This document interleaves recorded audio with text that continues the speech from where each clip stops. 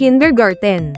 Ikatlong markahan. Ika-10 linggo. Pagpapahalaga sa ating bansa. Mahal ko ang Pilipinas, ang aking bansa. Unang araw.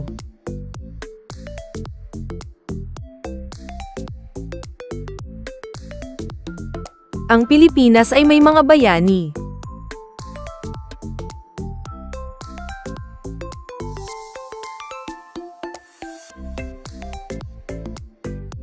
Sino-sino ang mga bayani ng Pilipinas?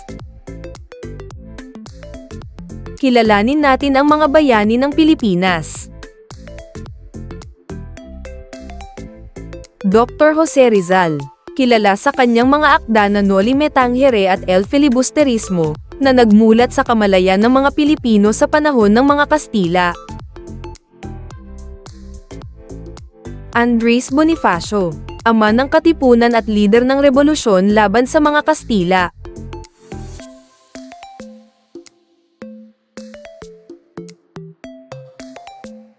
Emilio Aguinaldo, unang Pangulo ng Pilipinas at isa sa mga namuno sa laban para sa kalayaan. Melchora Aquino, Tandang Sora, ina ng Katipunan, tumulong sa mga revolusyonaryo.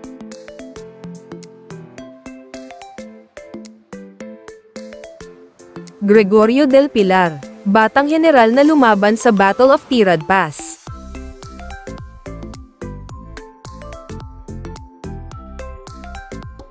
Marcelo H. del Pilar, manunulat at propagandista na nagtuligsa sa pang-aabuso ng mga Prail.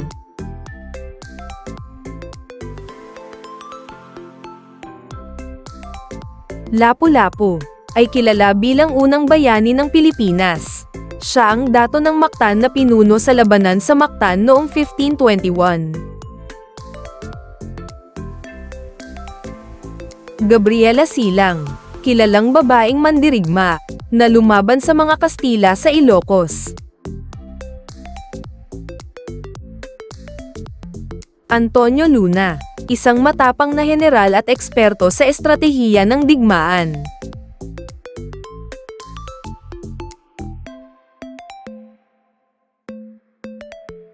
Juan Luna, isang pintor at revolusyonaryo, gumawa ng Spoliarium.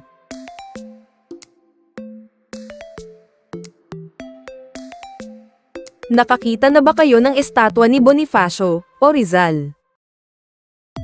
Bakit itinuturing na bayani si Bonifacio at Rizal? Ano ginawa nila para sa ating bansa? Sino-sino pa ang kilala ninyong mga bayani?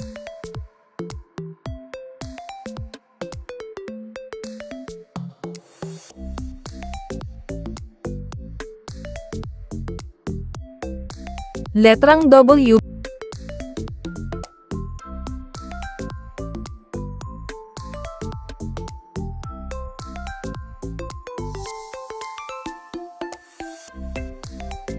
Bilang 25.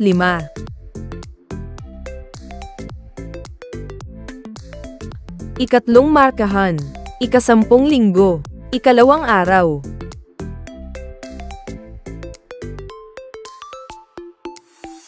Ang Pilipinas ay may mga bayani. Ang mga OFW ay mga bayani.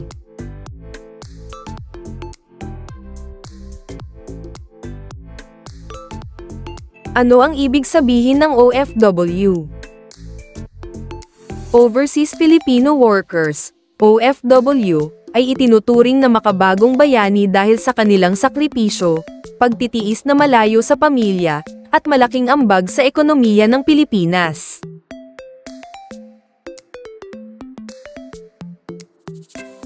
May kakilala ba kayong OFW? Saan sila nagtrabaho? Narito ang mga karaniwang trabaho ng OFW: nurse, domestic helper, construction worker, driver, welder, engineer, teacher, waiter, waitress, caregiver, hotel staff. Mga bagay na nagsisimula sa letrang W. Wallace. Wala. Walo. waling-waling, wina, waiter, welga, water lily, waffle, watawat.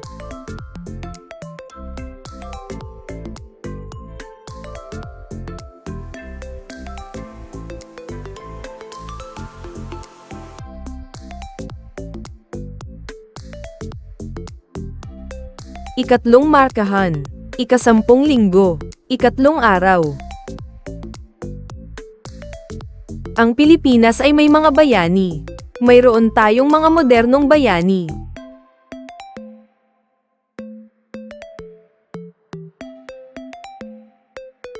Ang Pilipinas ay may mga tradisyonal o katutubong mga awit, musika, palakasan, sports, tula o sayaw.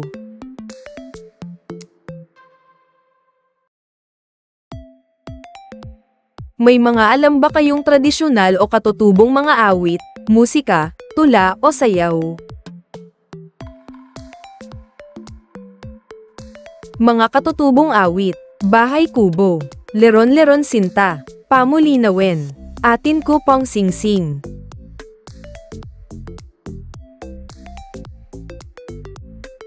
Mga katutubong musika, Kundiman, Harana, Rondalya.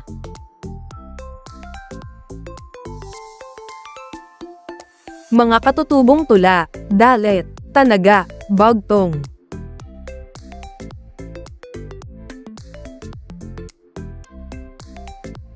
Mga katutubong sayaw, Tinikling, Pandango sa Ilaw, Maglalatik, Singkil.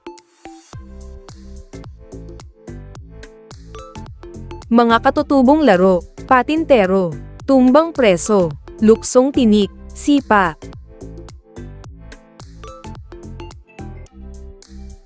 Ano ang ibig sabihin ng modernong bayani? Ang modernong bayani ay tumutukoy sa mga Pilipinong, sa kabila ng makabagong panahon, ay nagpapakita ng katapangan, sakripisyo, pagmamalasakit, at pagmamahal sa bayan sa kanilang sariling paraan.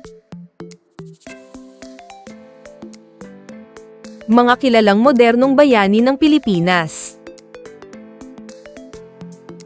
Manny Pacquiao, pambansang kamao, 8 Division World Boxing Champion.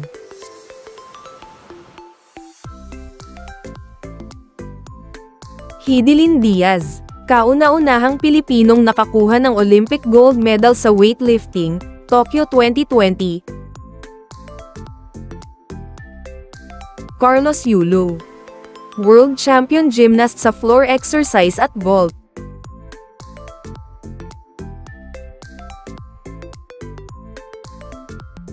EJ Obiina, world-class pole vaulter na nagtatala ng bagong record para sa Pilipinas.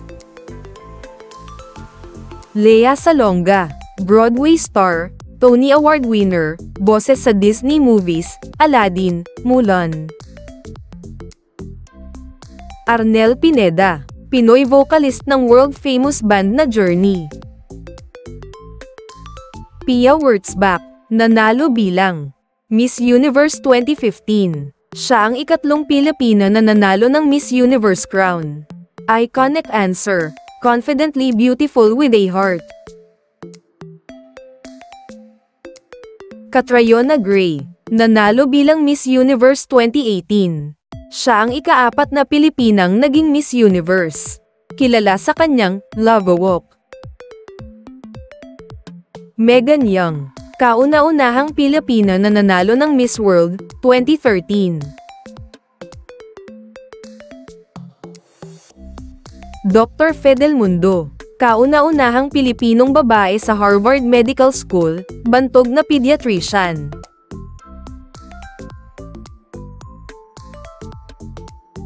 Dr. Josette Bayo, isang asteroid ang ipinangalan sa kanya.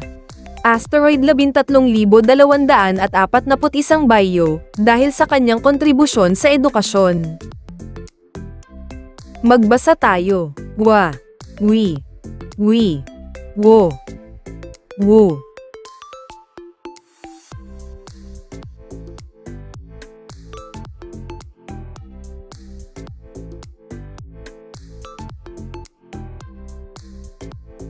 Ikatlong markahan. Ika-10 linggo. Ika-4 na araw. Hindi kailangang maging bayani upang maipamalas ang pagmamahal sa bayang Pilipinas.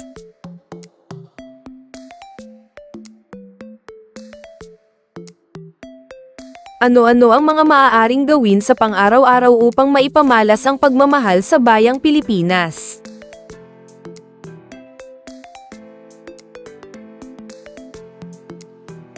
Paano natin naipakikita ang pagmamahal sa bansang Pilipinas sa paggawa ng mga ito?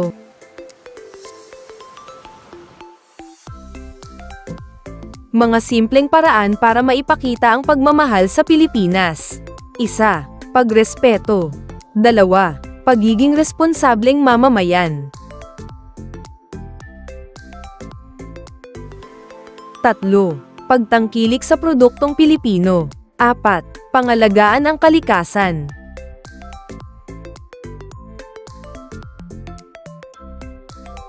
5. Pagpapanatili ng kaayusan at kalinisan sa paligid. 6. Pagsusumikap sa pag-aaral o trabaho. 7. Pag-aaral at pagpapalaganap ng kultura at kasaysayan ng Pilipinas. 8. Pagtulong sa kapwa. 9. Pagpapalaganap ng positibong imahe ng Pilipinas. 10. Pagkakaisa at respeto sa iba't ibang lahi at kultura.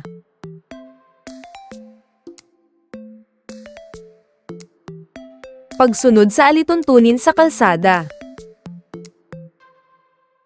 Pagiging mabuting mag-aaral na may paggalang sa kapwa-tao.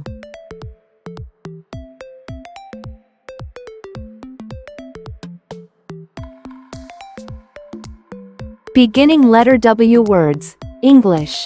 Watch. Wave. Waterfall. Web. Watermelon. Water. Wind. Whale. Wolf. Window.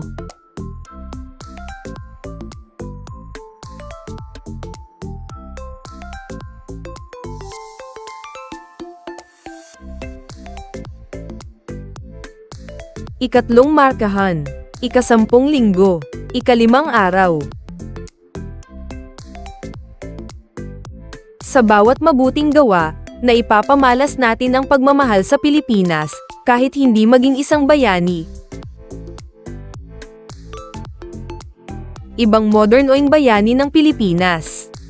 Mga guro, tagapaghubog ng isipan at karakter ng kabataan, nagsisilbing ilaw at gabay ng lipunan. Mga doktor, nurse, at frontliners, lumaban at nag-alay ng buhay lalo na noong panahon ng pandemya. Frontliners, lumaban at nag-alay ng buhay lalo na noong panahon ng pandemya.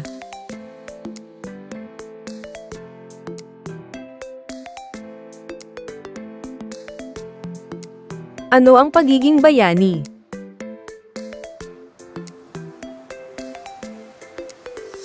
Ano-ano ang katangian ng mga bayani? Mga katangian ng isang bayani: matapang, makabayan, matatag, makadiyos, mapagpakumbaba, makakatarungan, may sakripisyo, inspirasyon sa iba.